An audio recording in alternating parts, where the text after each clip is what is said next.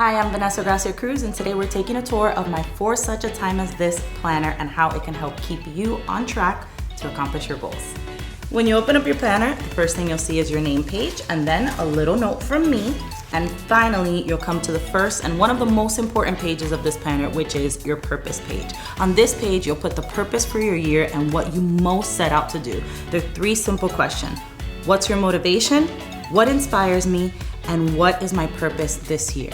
The most important thing to do when you're starting off setting goals is determine an overall purpose so that all of your goals can line up with that one purpose. You want to make sure that each of your goals is relevant and cohesive with the general thing that God has put in your heart this year. Sometimes I simply put one word on each of those lines. This year, my purpose is to activate other women to reach their goals. The next thing I do, and this is super important, and if you've ever taken my goals course, you know this already, I always divide my main goals by month. When I divide them by month, that's when I can add the subcategories for every single goal. So for example, if one of my goals is to finish school, I'll split up into each month which semester I'm gonna finish in. For example, I might take one class in June and another class in July, and this helps me get an overall picture of my year so I know which months are heavier and which months are lighter. This helps me also divide my goals in a way that's not overwhelming. I know that if I have a lot to do in July, I can move some of my goals to later on in the year. If I have a lot to do in January, then maybe there are some things I can move until July.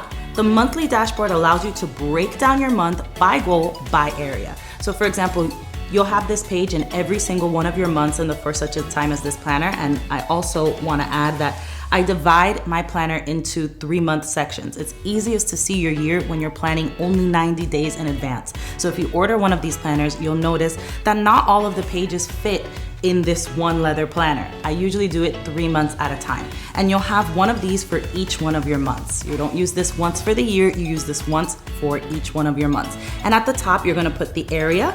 So for example, here you can put school, work, ministry, or whatever other area, family, diet, fitness, whatever's going on. And underneath, you're gonna put 5 goals for that month that you wanna accomplish. So here you can see how your yearly goals are turning into your monthly goals and how your monthly goals are getting defined even further so that you can accomplish them.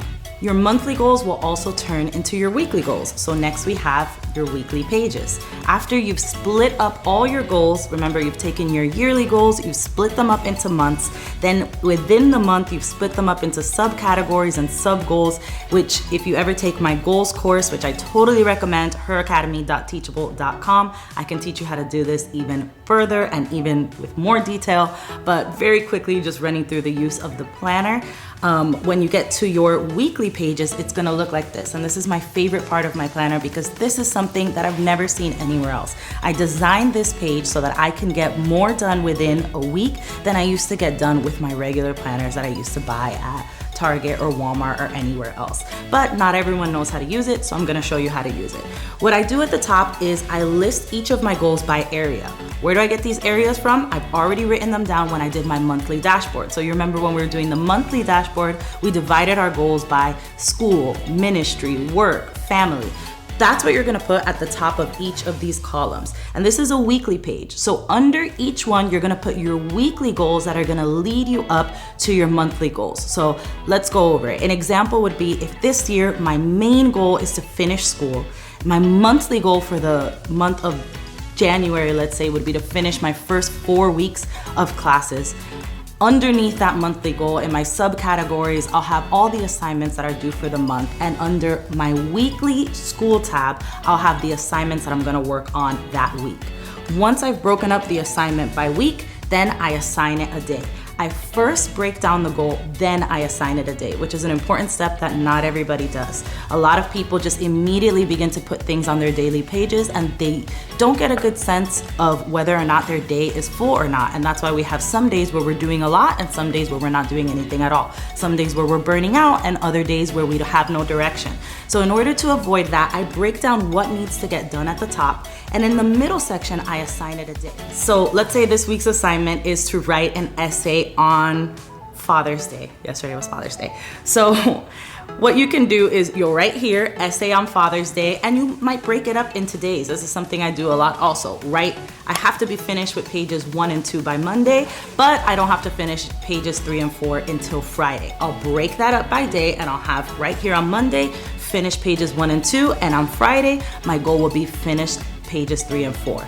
Once I've found a date for everything and everything has a day and I'm able to look at it and see, just like I did with my months, which days are full and which days are empty, then I can assign everything a time. Just like when you're cleaning your room and everything that doesn't have a place is kind of gonna be a mess, when you're assigning and cleaning your week, everything that doesn't have a time is gonna be a mess. So you wanna make sure that when you're assigning yourself to write those 2 pages on Monday, you find a place for it in your schedule. This is what's gonna keep you on track and keep you organized every single day.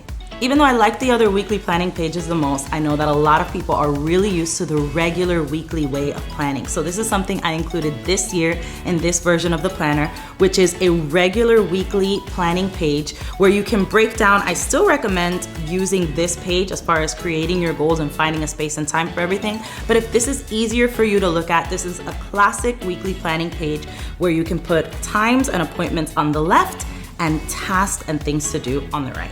Next, we have our personal pages. You have enough of these to do these once a week for the entire year, or you can always order more on VanessaGraciaCruz.com and get some more.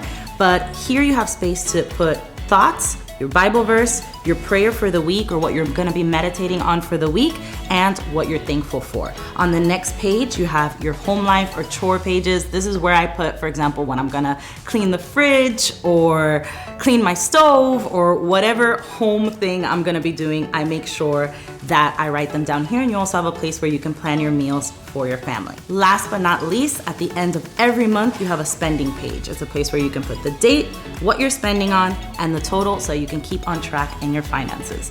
And that is how to use the Vanessa Gracia Cruz for such a time as this planner.